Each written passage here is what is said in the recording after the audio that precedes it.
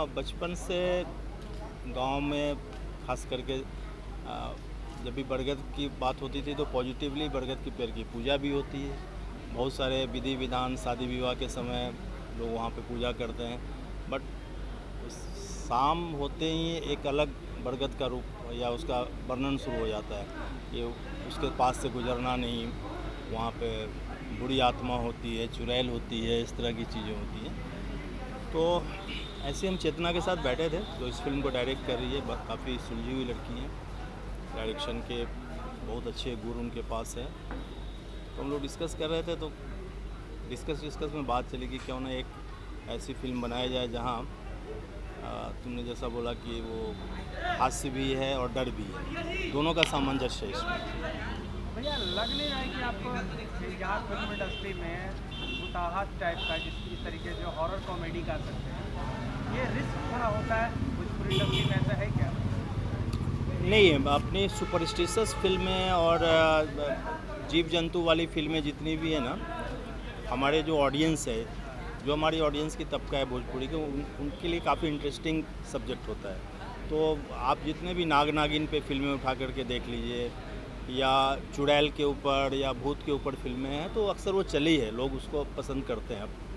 हमारी इंडस्ट्री जो जो हमारे ऑडियंस है उनके लिए कहीं ना कहीं एक अट्रैक्शन का केंद्र होता है वो। तो इसमें जिस तरीके से आम्रपाली दुबे है, तो मतलब खूबसूरत भूतनी आपको वही मिली है। ये एक सस्पेंस है कि आम्रपाली है तो वो भूत है, ऐसी बात नहीं है। आम्रपाली खूबसूरत हैं, बेहतरीन अभिनेत्री है हमारी इंडस्ट्री की, और तो हम ये रिस्क नहीं लेंगे कि उनको भूत बना दें। तो पिक्चर जैसे जैसे आगे बढ़ेगा और जब थिएटर में या चैनल पे रिलीज होगी तो ये सस्पेंस ये होगा कि कहीं भूत कौन है। तो आम्रपाली दुबे को आखिरकार कैसे दिमाग में आया कि आम्रपाली दुबे इस फिल्म के लिए जो हमारी फिल्म की पात्रा है ना, वो इतनी चुलबुली पात्रा है और इतनी दयालु, हंसमुख, अपने परिवार में ही नहीं अपने समाज में हंसने हंसाने वाली, कहीं ना कहीं पॉजिटिव वाइब्स की एक लड़की चाहिए थी। तो चर्चा में सबसे पहले आम्रपाली का नाम आया, और उसके बाद हम लोगों ने लेफ़्ट राइट सोचा ही नहीं कि हाँ सेकंड बिंदु पे भी जाना है।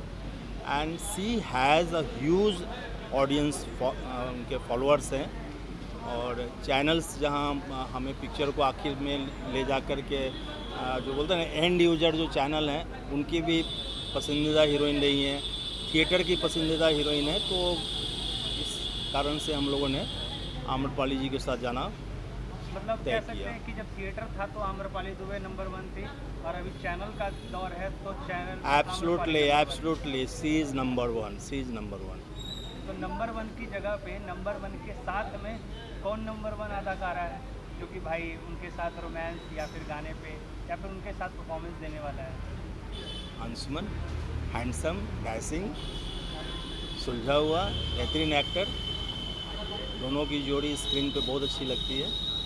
तो अंशुमन सिंह हमारे हीरो हैं इसमें।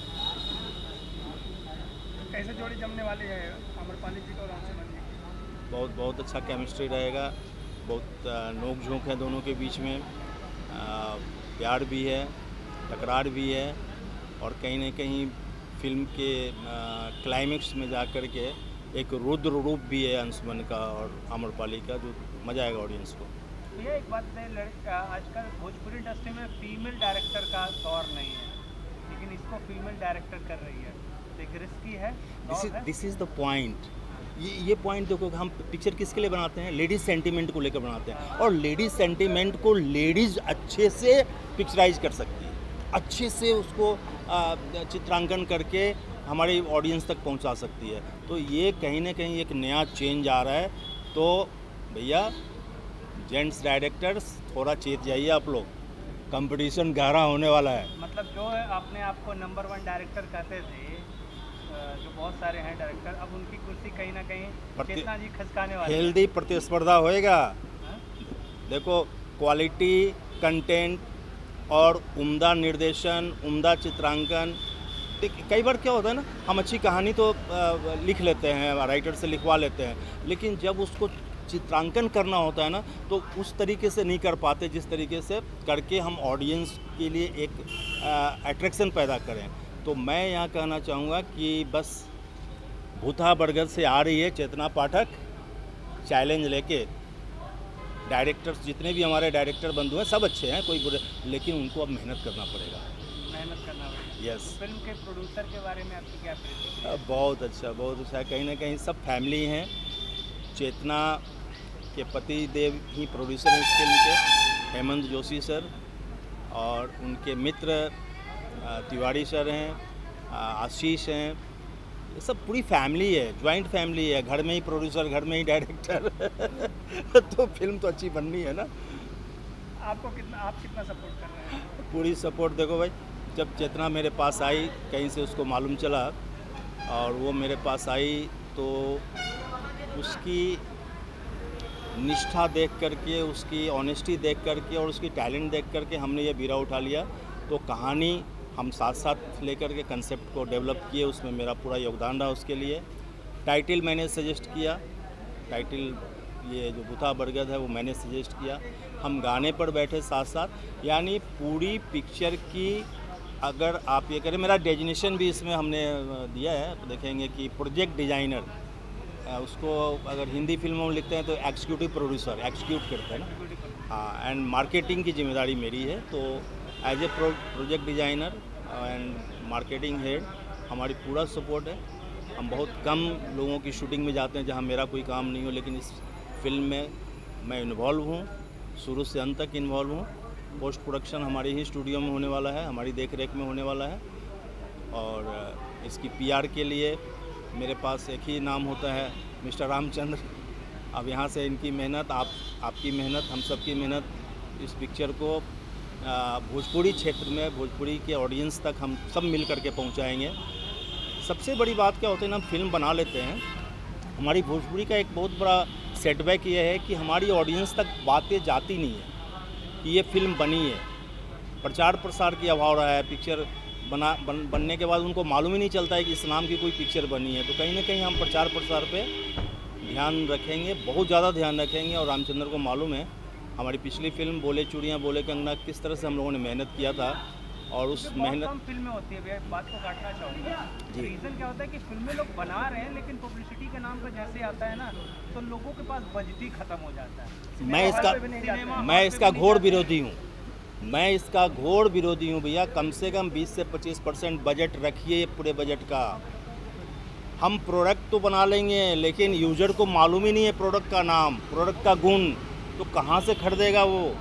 तो हमारे ऑडियंस तक पहुंचाने के लिए प्रचार प्रसार जरूरी है। मत बनाइए फिल्म में, अगर 20-25% की बजट नहीं रख सकते हैं तो आप प्लीज़ फिल्म ना बनाएं।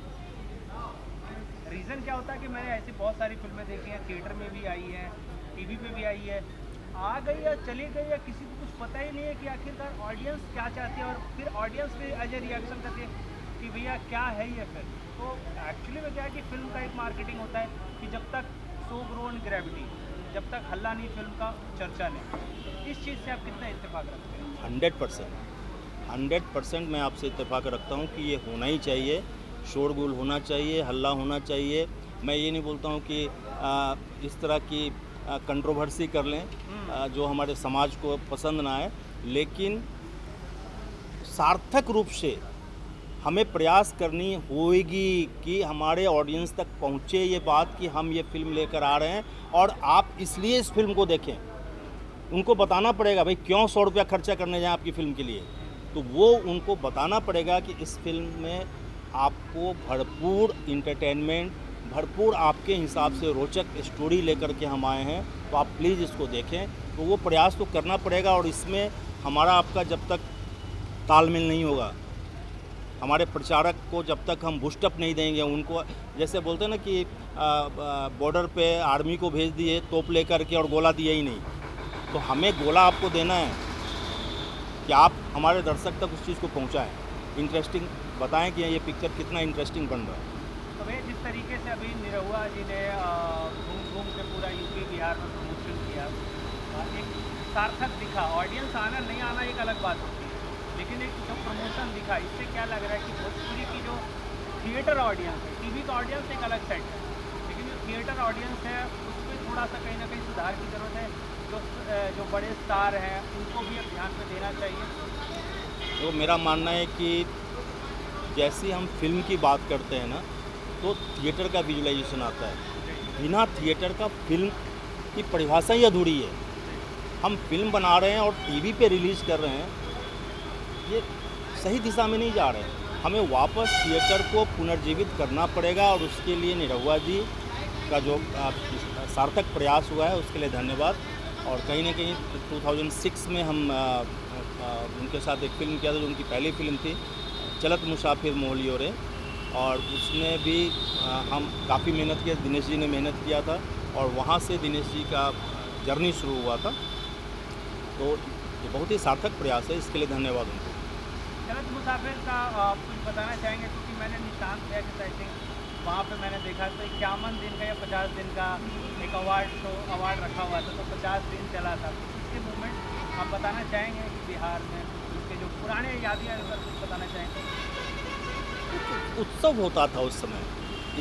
आज इतना प्रोफेशनल चीज़ हो गई है ना, जब वो एक ससुरा बड़ा पैसे वाले के बाद टर्निंग पॉइंट था। 2002 में ससुरा बड़ा पैसे वाले आई थी और वही प्रोड्यूसर थे, सेम प्रोड्यूसर हमारे मित्र सुधाकर पांडे जी। तो उनकी तीसरी पिक्चर थी जो मैंने डायरेक्ट किया था। उससे पहले एक और पिक्चर आई थी दरोगा बाबू आई लव यू। तो सब कुछ जेएन में है, तो एक उत्सव की तरह हम लोग ने काम किया था। आर्टिस्ट सेट पे, मुझे याद है दिनेश जी का शॉट नहीं भी होता था तो भी मेरे बगल में आकर बैठते थे, कुछ ना कुछ हमें बताते थे और मैं उनको सुनता था। मनोज टाइगर, सुशील सिंह, कल्पना, छैला बिहारी, वो सब उस समय की मल्टी स्टारर फिल्म थी। तो बहुत अच्छा यादगार लम्हे थे, पल थे वो सब। तो भैया क्या कहेंगे?